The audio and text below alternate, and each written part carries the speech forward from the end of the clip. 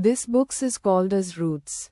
How one man turned the worst day of his life into the greatest story his children will ever tell, by author Vinodh Rajasekaran.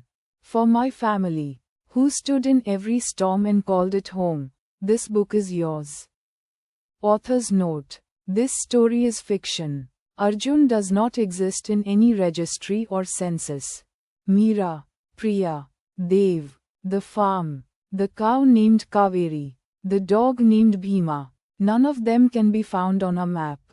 And yet every problem they face is real. Every twist in their road has been lived by real families. Every solution they discover, the biocycle, the gir cow, the free-range hens, the water ecosystem in the pond, has been tested on real land by real hands. I wrote this story for the engineer who just received an email. For the skilled professional watching the industry that raised them begin to dissolve. For the family sitting at a kitchen table in a rented apartment, calculating how many months they have left before the mathematics wins. Read it as a story. Use it as a guide. Give it to anyone who needs to believe that the worst moment is not the last moment. The roots go deeper than any system can reach. By Vinodh Rajasekaran.